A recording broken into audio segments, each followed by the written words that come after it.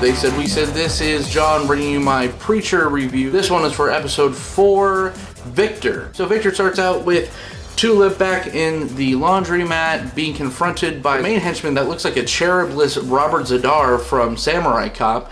Basically takes Tulip in and to go meet Viktor. We'll catch up with Tulip later, but in the meantime we go back to Jesse. Jesse kind of comes home from the all-night bar hopping bender in search for God to report to Cassidy his very eventful hangover-like experience that he had. So this episode basically bounces around to 3 different settings. We have Jesse and Cassidy on their search for this kind of God actor. We have Tulip kind of walking around exploring Viktor's palace. We have Eugene in hell making friends, friending Adolf Hitler, played by Noah Taylor, who Hitler is being very nice to young Eugene. Eugene and Brock from 13 Reasons Why basically get into a little scuffle and is broken up by Adolf Hitler. So I guess just by being Adolf Hitler, in hell, that kind of holds some water, so people kind of back off at first, and then that kind of shine wears off as Brock from 13 Reasons Why really starts to kind of crank it up. It's like, why am I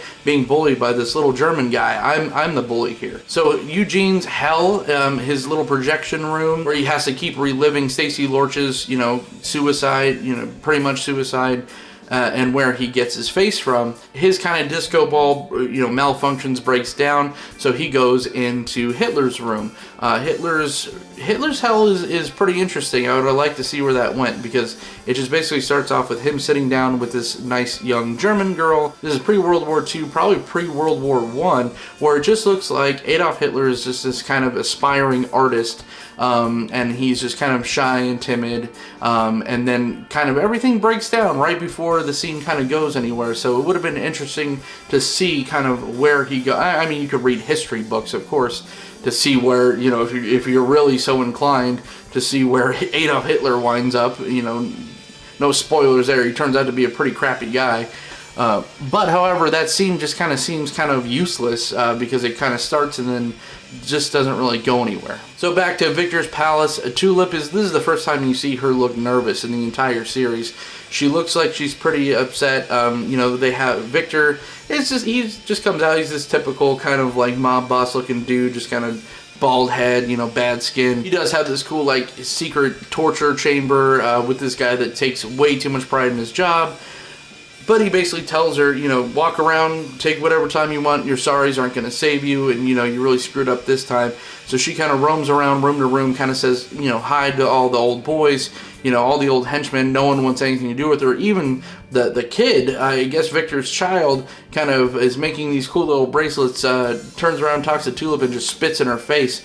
Man, no one spits in Tulip's face and lives to tell about it, I guess, except if you are connected to this Viktor guy. So Jesse wants to go and hit 137 more jazz clubs in search of God, but they see an infomercial on the TV screen starring Frankie Muniz, of all people. That's what he's been up to, and the fake God from the end of season 1. So at the end of season 1, this kind of God actor from heaven kind of projects himself to the church in Anvil, and basically Jesse kind of snips out the bullshit, basically knows that he's not God, and so we find out the origins of this kind of this false God, this fake actor. He was just that. He was an actor that used to play God in different like roles, TV shows, and when God went missing, heaven sent angels down to wind up killing this poor actor, Sir Mark Heerlich, so he would go to heaven and then become the kind of placeholder god for everyone else in heaven and everyone else on earth,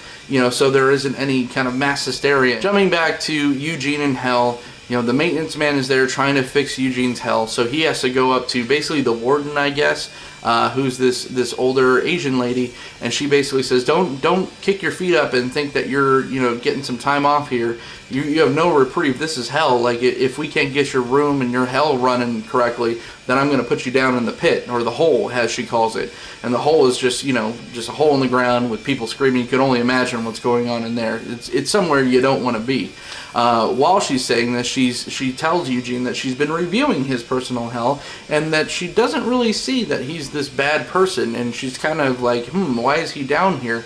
But the resort has a reputation to uphold, so she basically tells Eugene that he needs to step up his evil a little bit, or he's going to wind up down in this hole. He's back in population. Another fight breaks out between Brock and Hitler. Brock at this point completely tears down any myth of Hitler being this kind of crazy badass, anything more of him just being kind of this weak, you know, German guy. And so the entire lunchroom start kind of curb stomping him, and Eugene calls a stop to it. And just when you think he's going to his buddy's aid, he remembers what she said, that this is hell, he needs to kind of step it up, looks at the camera, knows that people are watching, and proceeds to stomp on the only person that's been nice to him in hell so far. You know, you almost felt bad, but it is Adolf Hitler, so then you don't feel bad anymore. So finally, Cassidy comes clean that Tulip is probably in a lot of trouble. Jesse kind of snaps out of his, bar hopping agenda and goes right to Viktor's house, walks in there, uses the voice of God a bunch, tells people not to move, all this stuff. But the torturer guy knocks Jesse out when he wasn't looking, puts earphones in, and one of the coolest preacher battles since season 1 in the hotel room. If you haven't seen that, do it, where the angels are just constantly dying and just like, they're just resurrecting and stuff. That is such a great scene. This was a very good scene though. Or it says Jesse fighting this guy, this torturer guy, with kind of like this unconscious body that's hanging in between them, and all the while they're grabbing machetes and cattle prods and hooks and stuff, and just unfortunately chopping off limbs of this poor hanging guy in the middle, until Jesse kind of runs through both, the dead swinging guy and the torturer, finds out where Tulip is. Well, once we find out where Tulip is, we get the big moment of the episode, and we realize that Viktor is in fact Tulip's husband. Now we really know why she didn't want to get married again, because she was still married. And of course, all this using the voice of God. The last scene of the entire episode is the Saint of Killers on the highway, kind of hears in the wind the voice of God, and of course, that's just basically like a magnet to him, so now he is on his way to go wipe Jesse out again, or at least attempt to. So this episode had a great fight scene. Up until that point, it was kind of lackluster. There wasn't a lot going on, except for the hell stuff. The hell stuff was pretty cool, but even that kind of dragged a little bit. I'm going to give this episode a 3.7 out of 5.